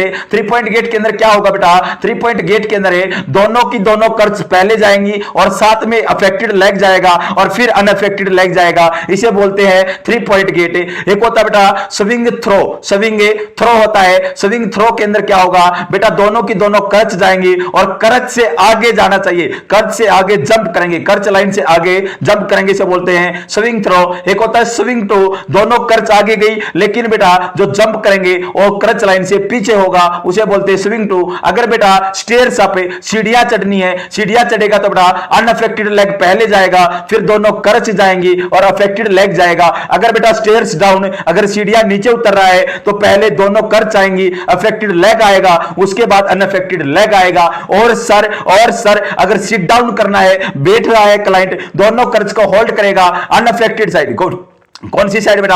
Unaffected side hold करेगा दोनों कर्च को और होल्ड करेगा अफेक्टेड साइड से हैंडल को चेयर के और सिट डाउन हो जाएगा और ऐसे ही खड़े होना है। ये मैंने पूरा का पूरा बेटा आप लोगों को समझाने की कोशिश की है। कर्च वॉकिंग, अगर बेटा कर्च वॉकिंग का कर्च का पुनः प्रेशर अप्लाई करेंगे, सर कहां पर अप्लाई करेंगे? एक्जिला पे करेंगे तो एक्जिलर नर्व इंजरी हो सकती है और अगर एक्जिलरी नर्व इंजरी होगी तो रेडियल नर्व इंजरी हो सकती है और सर इसी को बोलते हैं सैटरडे नाइट पॉलिसी और सर इसी को बोलते हैं हनीमून पॉलिसी। तो हम याद रखेंगे जिंदगी के अंदर। नेक्स्ट बेटा हमेशा अपने को जो वेट होगा वेट बियर करना चाहिए हैंडल ऑफ कर्च, कर्च के हैंडल पर वेट बियर करना चाहिए और 15 to 20 डिग्री एंगल पर एल्बो को फ्लेक्स करना चाहिए। पूरा का पूरा होता है कर्च वॉकिंग। तो अपना पहला ऑप्शन राइट आंसर जाएगा, एक्सिलरी नर्व डैमेज होने के चांसेस होंगे। अगर वीडियो आपको पसंद आ रही है तो बेटा एक बार कमेंट जरूर कीजिएगा। अगर वीडियो आपको पसंद आ रही है तो एक इमोजी भेजिएगा, हंसने वाली इमोजी भेजिएगा। मजा आ रहा है क्या क्लास के अंदर? मजा आ रहा है या नहीं आ रहा? अरे यूपी वाले, अलीगढ़ वाले बच्चे मजा आ रहा है या नहीं आ रहा? जम्मू वाले, रोहतक वाले, सभी आ जाए बेटा, सभी आ जाए एक ही क्लास के अंदर। नेक्स्ट वन अगर मैं बात करके चलो बेटा, नेक्स्ट क्वेश्चन है when the body is able to make its own antibody. देखिएगा कितना शानदार क्वेश्चन पूछा गया है। When the body is able to make its own antibody by having disease and recovering for vaccination it is non age. देखिएगा बेटा कितनी अच्छी बात बोली है, कितनी अच्छी बात बोली है कि एक बॉडी है, एक शरीर है, वो खुद से एबल हो जाए, स्वयं एबिलिटी हो उसकी कि एंटीबॉडी बनाए और डिजीज से ठीक हो जाए, डिजीज ठीक हो जाए, रिकवर हो जाए और फॉर बाय वैक्सीनेशन, और किसके द्वारा, वैक्सीनेशन के द्वारा भी ठीक हो जाए, इट इज नोन एज, इसे क्या बोलेंगे, एक्वायर्ड इम्यूनिटी बोलेंगे, एक्टिव इम्यूनिटी बोलेंगे, पैसिव इम्यूनिटी बोलेंगे, या पैसिव एक्वायर्ड इम्यूनिटी बोलेंगे। तो फटाफट राइट आंसर दीजिए बेटा, इसको क्या बोल के चलेंगे, इसे क्या बोलेंगे, इसे क्या बोलेंगे बेटा, पैसिव एक्वायर्ड बोलेंगे, क्या पैसिव इम्यूनिटी बोलेंगे, एक्टिव इम्यूनिटी बोलेंगे, एक्वायर्ड इम्यूनिटी बोलेंगे। सबसे पहले अगर मैं बात करके चलो बेटा, इम्यूनिटी क्या होता है, response against, response power of the body, sorry resistance power of the body, resistance power of the body immunity बोला जाएगा। इम्यूनिटी दो प्रकार की होती है, एक होती है इन्नेट इम्यूनिटी, एक होती है एक्वायर्ड इम्यूनिटी। अब कुछ बच्चों का कमेंट भी आएगा सर एक हार्ड इम्यूनिटी भी होती है, बिल्कुल होती है, लेकिन मोस्ट कॉमन अपन दो पढ़ते हैं, इन्नेट इम्यूनिटी और एक्वायर्ड इम्यूनिटी। इन्नेट बेटा इंडिविजुअल की अलग होगी, अलग स्पीसीज की अलग होगी, रेसिज के अंदर अलग देखने को मिलेगी। एक्वायर्ड होती है, इन्नेट होती है बाय बर्थ प्रेजेंट होगी, एक्वायर्ड बेटा after birth, during the time of life period, जैसे जैसे जिंदगी बढ़ेगी ऐसी ऐसी इम्यूनिटी डेवलप होगी, इसको बोलेंगे एक्वायर्ड इम्यूनिटी। एक्वायर्ड इम्यूनिटी दो प्रकार की होती है, एक्टिव होती है और पैसिव होती है। एक्टिव के अंदर दो आएंगे, नेचुरल और आर्टिफिशियल। नेचुरल के अंदर क्या होगा, अगर कोई बॉडी के अंदर डिजीज कंडीशन हो जाती है और डिजीज कंडीशन होने के बाद बॉडी खुद से उस एंटीजन के खिलाफ एंटीबॉडी बना लेती है और उसको रिकवर कर लेती है, उसे बोलते हैं sir natural active acquired immunity. अगर बेटा वैक्सीनेशन देते हैं, इम्यूनाइजेशन देते हैं, अपन ने एंटीजन दिया है बॉडी के अंदर और उसके खिलाफ एंटीबॉडी बनती है,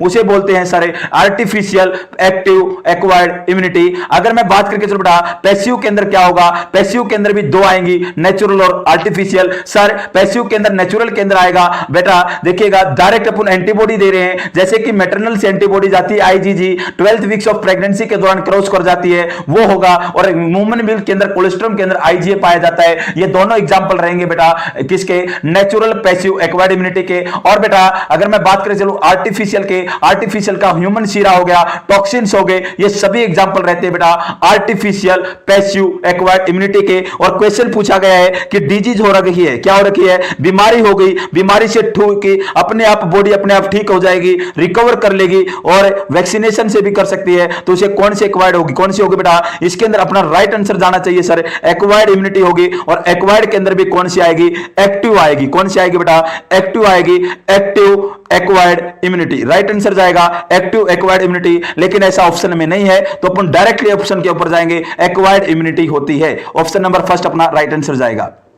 नेक्स्ट क्वेश्चन है, देखिएगा बेटा ध्यान से समझिएगा, क्वेश्चन बड़ा ही आसान क्वेश्चन है, बहुत बार ये क्वेश्चन एग्जाम के अंदर रिपीट हो चुका है। The 12-year-old boy has fractured his arm after the injury cast is applied. देखिएगा एक 12 साल का बच्चा है, उसको फ्रैक्चर हुआ है, फ्रैक्चर होने के बाद उसको बेटा फ्रैक्चर हुआ है, इंजरी हुई है और कास्ट को अप्लाई किया है। The nurse has to perform all of the following assessment accept.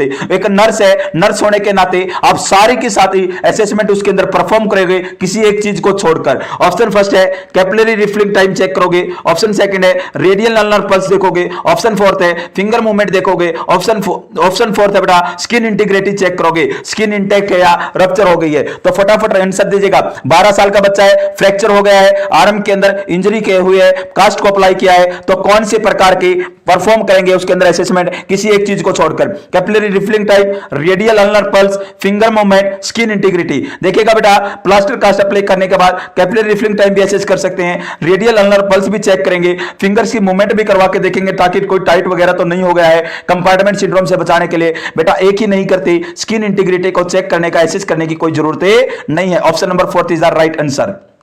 Next question आज की क्लास का, the symptom most commonly associated with the left sided heart failure. कौन सा सिस्टम होगा, कौन सा साइलेंट सिम्टम होगा जो कि मोस्ट कॉमनली देखने को मिलता है, जुड़ा हुआ रहता है लेफ्ट साइडेड हार्ट फेलियर से? Shortness of breath, oedema, hepatic failure या परप्यूरा। तो राइट आंसर दीजिएगा बेटा, लेफ्ट साइडेड हार्ट फेलियर है तो कौन सा सिम्टम है मोस्ट कॉमन देखने को मिलेगा? देखिएगा वैसे तो 4 प्रकार का हार्ट फेलियर होता है, right heart failure, left heart failure, systolic heart failure और डायस्टोलिक हार्ट फेलियर। और अगर मैं बात करके चलो बेटा होगा तो सबसे मोस्ट कॉमन अपन 2 प्रकार के ही पढ़ के चलते हैं, एक तो बेटा राइट और एक लेफ्ट।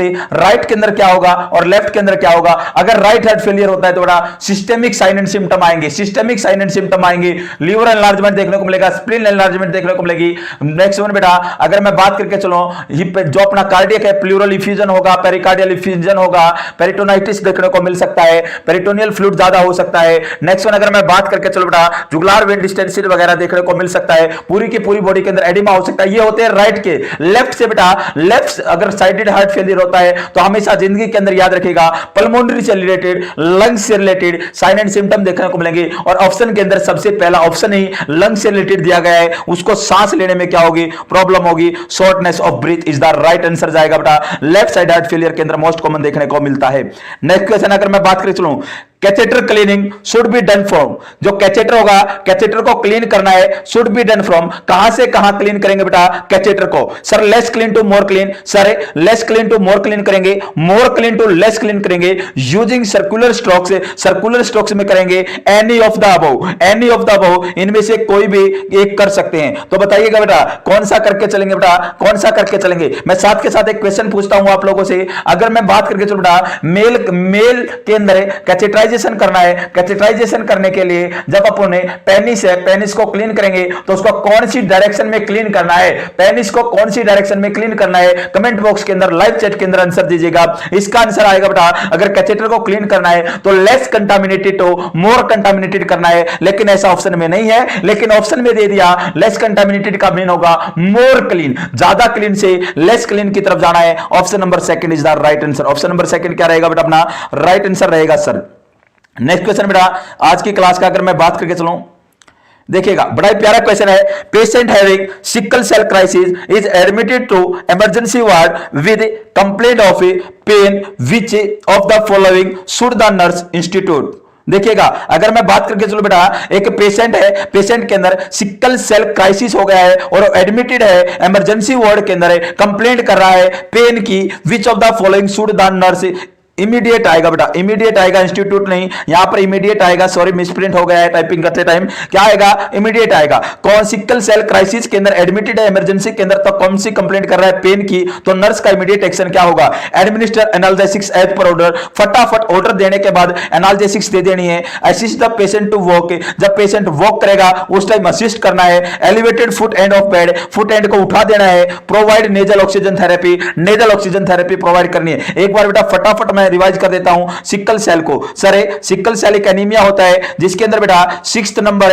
जो चेन होती है, बीटा चेन होती है, उसके ऊपर ग्लूटामिक एसिड होता है। लेकिन सिकल सेल एनीमिया के अंदर क्या देखने को मिलेगा, अपने को देखने को मिलता है बेटा वेलिन आ जाता है, ग्लूटामिक एसिड की जगह कौन आ जाएगा, वेलिन आ जाएगा। और जो अपनी एस सेल होती हैं वो बहुत ज्यादा क्या होती हैं, हाइपर एक्टिव होती हैं ऑक्सीजन के प्रति। अगर उनको ऑक्सीजन नहीं मिलेगी तो सिकल सेल की बन जाएंगी। किस सेल की बन जाएंगी बेटा, सिकल सेल की। सर क्यों होंगी, क्योंकि एग्रीगेशन देखने को मिलेगा हीमोग्लोबिन का आपस में और सिकल सेल बन जाएंगी। ये कंडीशन बेटा रिसॉल्व भी हो सकती है अगर उसको भरपूर मात्रा में ऑक्सीजन दे दी जाए। अगर लेकिन ये कंडीशन बार बार देखने को मिल रही है तो मेम्ब्रेन्स क्या हो जाएंगी, आरबीसी की जो मेम्ब्रेन वीक हो जाएंगी, और वीक हो जाएंगी तो सारे एनीमिया देखने को मिल सकता है और सारे जॉन्डिस देखने को मिल सकता है। अगर मैं बात करके चलो बेटा, आप सभी को पता होगा लीवर हो गया, स्प्लीन हो गया, अपना फेशियल बोन हो गया और अपना फ्रंटल बोन हो गया, यहां से क्या बनता है सर, आरबीसी का प्रोडक्शन बनता है। तो ये बेटा आरबीसी का प्रोडक्शन बनेगा, एनीमिया हुआ है तो ज्यादा प्रोडक्शन करना पड़ेगा, और ज्यादा प्रोडक्शन करना पड़ेगा तो एनलार्जमेंट देखने को मिलता है। और एनलार्जमेंट अगर स्प्लीन का एनलार्जमेंट हो गया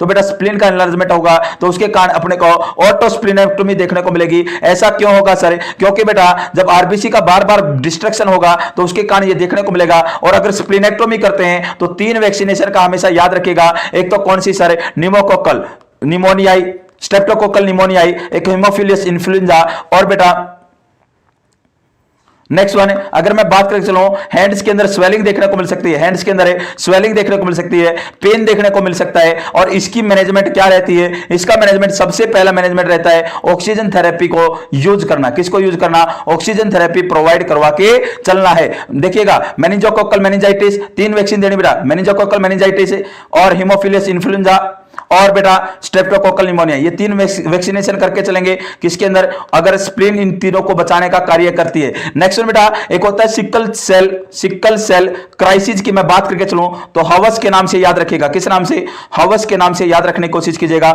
हीमोलाइटिक क्राइसिस देखने को मिलता है, एप्लास्टिक क्राइसिस देखने को मिल सकता है, वेजोकल्सिन क्राइसिस देखने को मिल सकता है, और बेटा लास्ट वन होता है सिकल सेक्विस्टेशन देखने को मिलता है। ये 4 चीजें हवस के नाम से याद रखिएगा। और सबसे पहला मैनेजमेंट होगा ऑक्सीजन को प्रोवाइड करना ही, क्योंकि बेटा जो अपनी सिकल सेल होती हैं वो किसके, ऑक्सीजन से बहुत ज्यादा प्यार करती हैं, और ऑक्सीजन मिलेगा तो क्या हो जाएगी, कंडीशन रिसॉल्व हो सकती है।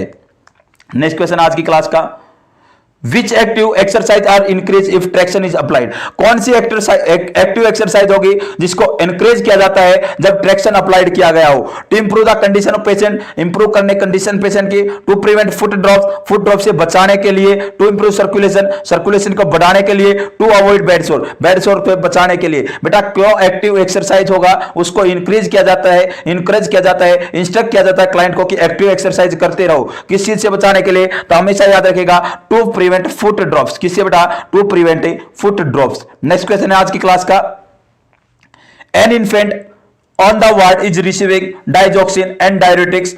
एक क्लाइंट है, एक बच्चा है, इन्फेंट है, वार्ड के अंदर एडमिट है और रिसीव कर रहा है डाइजॉक्सिन को और डायरेटिक्स को। The nurse knows that which of the following choice indicate no toxicity. तो बेटा एक बच्चा है, इन्फेंट है, डाइजॉक्सिन और डायरेटिक्स को ले रहा है, तो एक नर्स बेटा कौन सी चीज जानती है उसके बारे में कि इसके अंदर किसी भी प्रकार की टॉक्सिसिटी देखने को नहीं मिल रही इसके कारण। ऑप्शन फर्स्ट है, सभी को पता होगा डाइजॉक्सिन हमेशा हार्ट रेट को कम करने का कार्य करती है। अगर हार्ट रेट कम होंगी तो अपन अवॉइड करते हैं डाइजॉक्सिन को। ऑप्शन फर्स्ट है, heart rate less than 100 no dysrhythmia. बेटा हार्ट रेट 100 से कम है लेकिन डिसरिथमिया नहीं है, किसी भी प्रकार की रेगुलेटरी देखने को नहीं मिल रही हार्ट बीट के अंदर। Heart rate of 80 to 100, heart rate 80 से 100 है। ऑप्शन 3 है, heart rate greater than 100 no dysrhythmia. Heart rate बेटा 100 से ज्यादा है और कोई डिसरिथमिया नहीं है। ऑप्शन 4 है, वोमिटिंग। तो हमेशा याद रखिएगा डाइजॉक्सिन कम करने का कार्य करती है। इन्फेंट के अंदर 100 से ज्यादा क्या होती है, पल्स रेट होती है। अगर मैं बात करूं 100 से 120 नॉर्मल रहती है, 1 साल के ऊपर है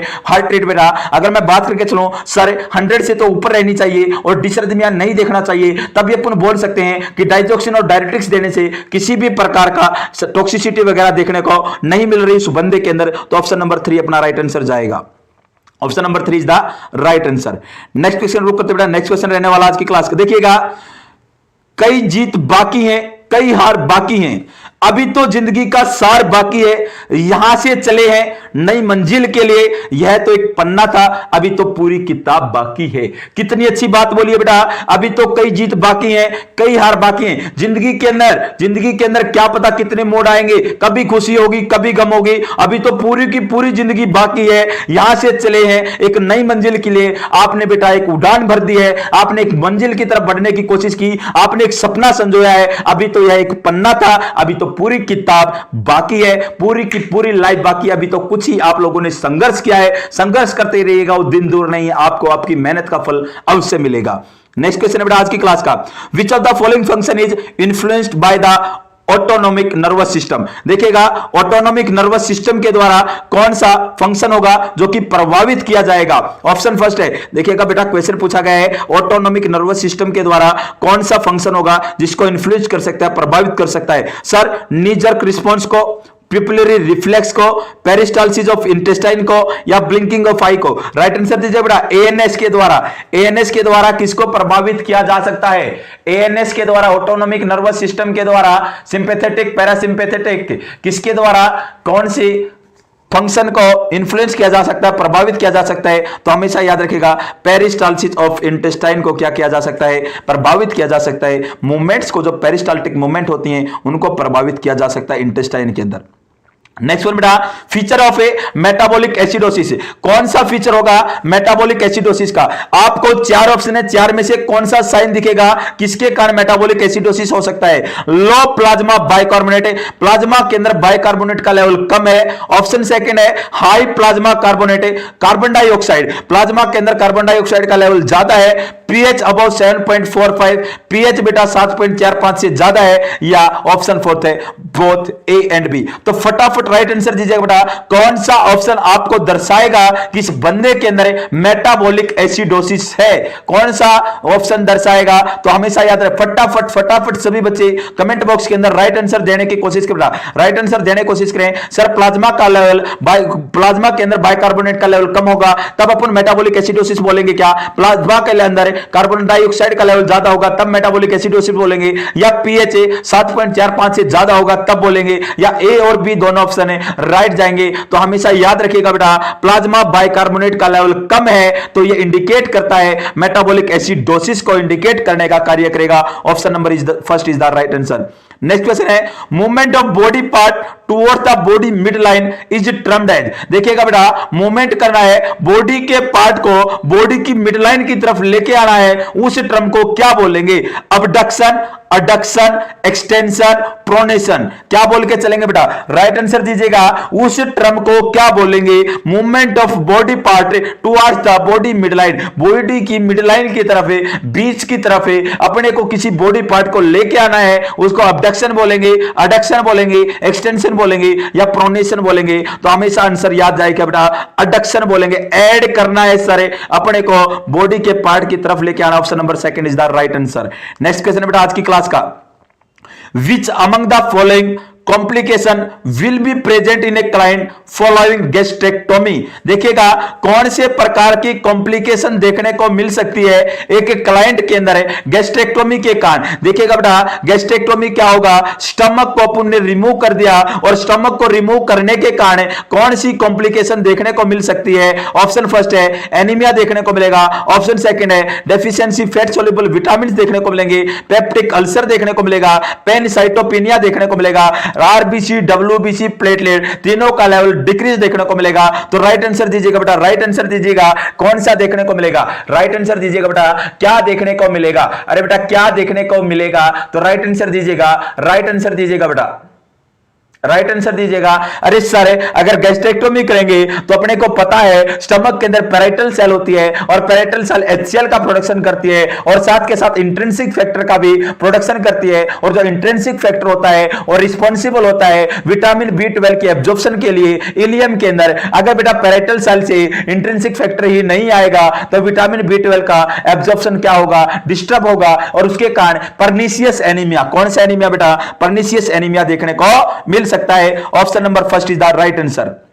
नेक्स्ट क्वेश्चन है बेटा, which of the following nursing intervention is a priority for a patient with laryngotomy. देखिएगा बेटा, एक क्लाइंट है, क्लाइंट के अंदर हो रखी है लैरिंजियोटोमी, उसके लैरिंग्स को रिमूव किया गया है, तो कौन सी प्राइमरी प्रायोरिटी बनेगी? कौन सी इंटरवेंशन उसके अंदर करके चलनी है? ऑप्शन फर्स्ट है एस्टेब्लिश मीन ऑफ कम्युनिकेशन, उसके अंदर बेटा कम्युनिकेशन को बना के रखना है। ऑप्शन सेकंड है monitor for sign of infection, infection के साइन को मॉनिटर करना है। Monitor for hoarseness of voice, क्या करना है? मॉनिटर करना है कि उसके अंदर होर्सनेस ऑफ वॉइस आ रही है। ऑप्शन फोर्थ है keep trachea free from secretion, trachea को फ्री रखना है सिक्रीशन से। तो कौन सा ऑप्शन राइट जाएगा बेटा? कौन सा आंसर अपना राइट रहेगा? लैरिंजियोटोमी हो रखी है तो प्रायोरिटी के अनुसार कौन सी नर्सिंग इंटरवेंशन है उस पेशेंट के अंदर करनी है? सर उसके अंदर अपने को कम्युनिकेशन करना, आपस में बातचीत करनी है, उसको इन्फेक्शन के साइन को चेक करना है, उसके होर्सनेस ऑफ वॉइस को चेक करना है या ट्रैकिया को फ्री रखना है सिक्रीशन से। तो राइट आंसर जाएगा बेटा ऑप्शन नंबर डी,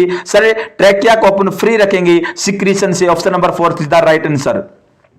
मैं मान सकता हूं लैरिंजाइटिस के अंदर क्या देखने को मिल सकता है? वॉइस देखने को मिल सकती है, होर्सनेस ऑफ वॉइस। लेकिन यहां पर लैरिंजेक्टोमी की है तो कौन सा नर्सिंग इंटरवेंशन सबसे पहले जाएगा? प्रायोरिटी के अनुसार बेटा ट्रैकिया के अंदर अगर सिक्रीशन होंगे, ट्रैकिया को अपन एयर बॉक्स बोलते हैं, विंड पाइप के नाम से जानते हैं, और इसके कारण क्या देखने को मिल सकती है? अपने को प्रॉब्लम देखने को मिल सकती है, ऑब्स्ट्रक्शन देखने को मिल सकती है एयरवे के अंदर। नेक्स्ट बेटा substance that stimulate and acquired immunity response और कॉल्ड, कौन सा सब्सटेंस होगा जो कि स्टिमुलेट करेगा और एक्वायर्ड इम्यूनिटी को, किसको बेटा? एक्वायर्ड इम्यूनिटी के रिस्पांस को, उसको क्या बोलेंगे? एंटीजन, एंटीबॉडी, कॉम्प्लीमेंट्स या हिस्टामिन। फटाफट राइट आंसर दीजिए बेटा, substance that stimulate and acquired immunity response और कॉल्ड, कौन सा सब्सटेंस होगा जो कि स्टिमुलेट करता है और एक्वायर्ड इम्यूनिटी को और एक्वायर्ड इम्यूनिटी का रिस्पांस शो करता है? उस सब्सटेंस का नाम क्या होगा? एंटीजन होगा, एंटीबॉडी होगा, कॉम्प्लीमेंट्स होगा या हिस्टामिन होगा? सर उस सब्सटेंस का नाम होता है एंटीजन। क्या होता है बेटा? एंटीजन। अरे जब एंटीजन जाएगा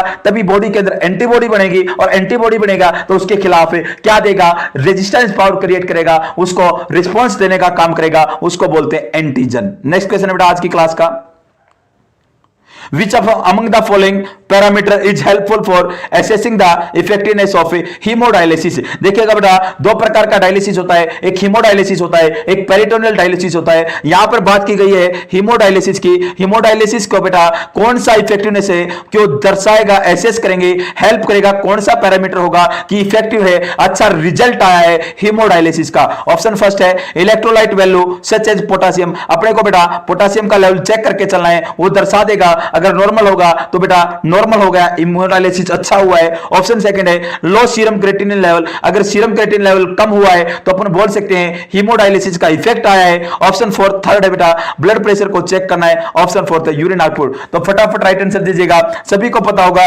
हीमोडायलिसिस अपन परफॉर्म करके चलते बेटा मेटाबॉलिक वेस्ट को बाहर निकालने के लिए, जब किडनी फेलियर हो जाती है, रीनल फेल हो जाती है, अपनी किडनी फिल्ट्रेट करने में अनेबल होती है, उस टाइम पर मेटाबॉलिक वेस्ट को बाहर निकालने के लिए अपन हीमोडायलिसिस करते हैं और उसके अंदर बेटा ब्लड यूरिया नाइट्रोजन, मैं बोल सकता हूं सीरम क्रिएटिनिन का लेवल भी चेक होता है, बहुत ज्यादा बढ़ जाता है। अगर वो कम हो गया है तो इंडिकेट करेगा हीमोडायलिसिस का अपने को बेनिफिट मिला है, उसका इफेक्ट आया है। Option number second is the right answer.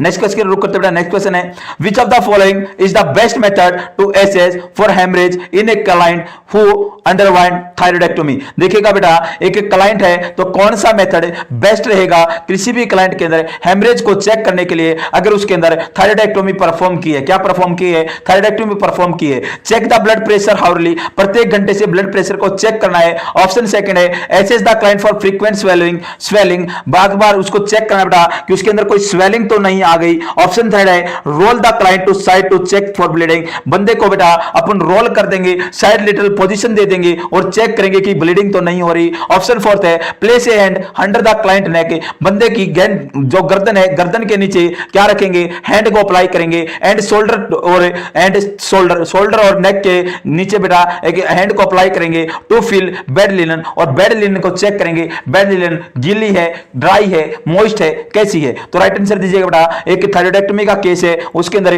क्या है? हेमरेज हो रखा है, तो कौन सा बेस्ट मेथड रहेगा उसको एसेस करने के लिए? कौन सा रहेगा बेटा? तो हमेशा याद रखिएगा सर अपन क्या करेंगे, जो बंदा है उसकी गर्दन के नीचे, उसके कंधे के नीचे अपन क्या करेंगे? हैंड को रखेंगे और लिनन को चेक करेंगे, और लिनन अगर गीली मिलती है तो इंडिकेट करेगा कि हेमरेज उसके अंदर प्रेजेंट है। क्या प्रेजेंट है? हेमरेज उसके अंदर प्रेजेंट है। Option number fourth is the right answer. Next question है बेटा the most effective correction of acidosis in diabetic ketoacidosis is by, अगर बेटा किसी क्लाइंट के अंदर डायबिटिक कीटोएसिडोसिस हो रखा है, एसिडोसिस की कंडीशन है, तो उसको ठीक करने के लिए कौन सा इफेक्टिव करेक्शन रहेगा? कौन सा मोस्ट इफेक्टिव करेक्शन रहेगा?